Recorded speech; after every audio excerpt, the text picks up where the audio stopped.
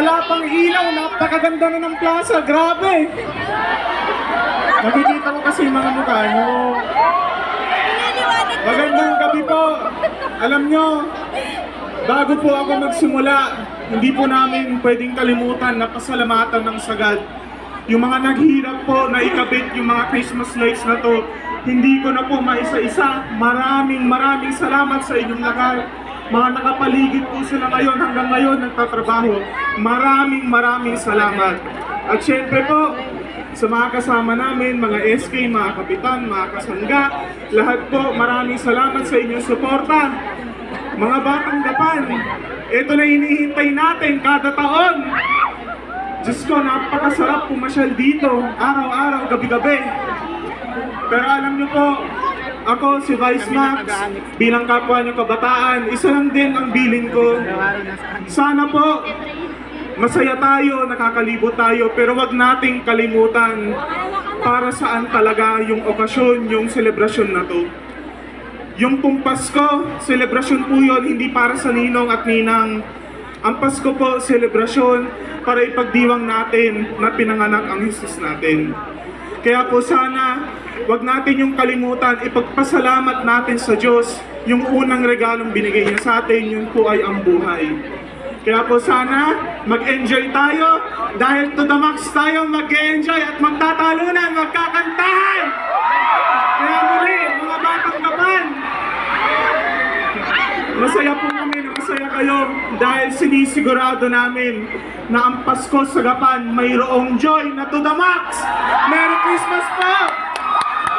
At ngayon po, susunod po natin, Vocal Dodong Bautista. Magandang gabi po, Batang Gapan! Nasaan po yung Batang Gapan? Kukunti yata yung Batang Gapan ha? Nasaan yung Batang 4th District? Taas po ang kamay! Nako, mas marami pa rin po yung Batang Gapan. Nagpapasalamat po kami sa ika-4 na distrito. Nasasaksihan nyo po ang pagbubukas po ng ilaw dito sa lungsod ng Gapan. Ito po, natatandaan ko, 10 years ago, kami ni Congressman Eming Pascual ang nagbubukas, nagbibigay ng liwanag dito sa ating plaza. Ngayon po, ipinagpapatuloy po ng napakagaling nating punong lungsod, Mayor Joy Pascual, at yung batang-bata po nating Vice Mayor Max Pascual. Siyempre po, kasama yung mga konsihal. Si Vocal Dodong po, bisita na lang po dito. Pero yung pagmamahal po ni Vocal Dodong Bautista, tandaan nyo, ulit-ulit ko po kayo mamalin. Dito na lang po, ito po si Vocal Dodong Bautista. Bumabati po sa inyo ng isang maligayang Pasko at manigong bagong taon. Maraming salamat po. At syempre mga Batang Gapan ng ating Mayor! Mayor Joy!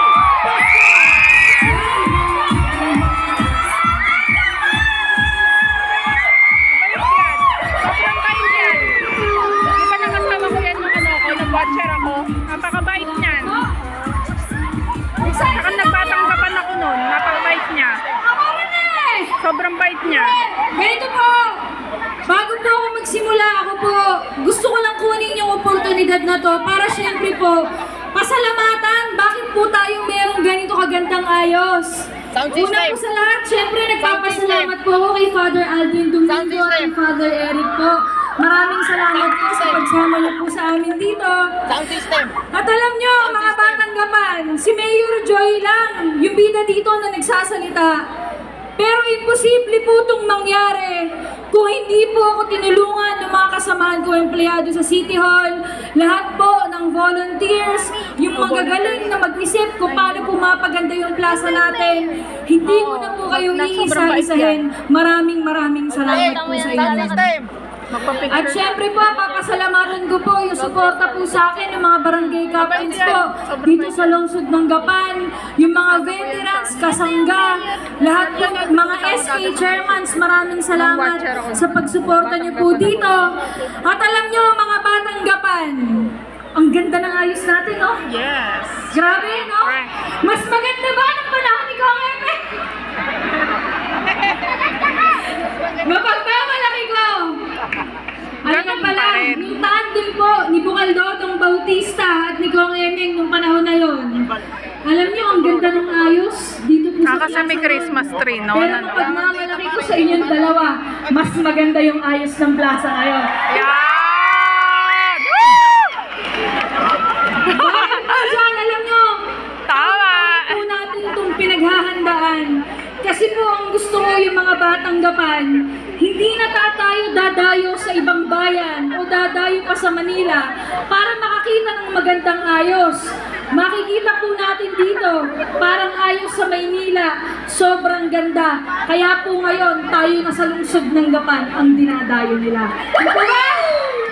Yes!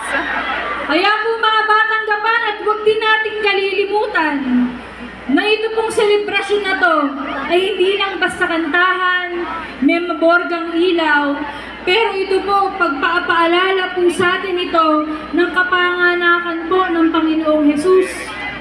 Ipagpapasalamat po natin sa Panginoon. Bakit po tayo andito po ngayon? Sana po wag nating kalilimutan yan. At ipapaalala ko din po sa inyo, may pagmamalaki na naman po natin ng lungsod ng Gapan dahil sa December 7 po, okay lang po ba, Father Aldrin? Babanggitin ko na po sa inyo sa December 7, dadayuhin na naman po tayong mga batang Gapan dahil dito po sa atin gaganapin ang Grand Marian Procession. Meron po tayo Grand ang Marian. mga imahe po ng iba't ibang birhen po sa iba't ibang lugar at bahagi ng Pilipinas, dadayuhin din po tayo dito. Galing. Tanda mo yung date niya siya. Save the Mga date, batang ha? Gapan! Tanda mo yung Huwag date. kayong mag-alala. Pupuntahan Alam ko, natin. may mga taga-Port District dito, taga-ibang bayan. December 7. Pero yung mensahe ko po sa mga batang Gapan, magsasawa pa kayo sa mukha namin. Hindi. Dahil po, pagbukas na ng ating simbang gabi, mag-iikot naman po kami sa bawat barangay Wow. para magbigay ng bonggang Noche Buena sa bawat Wow!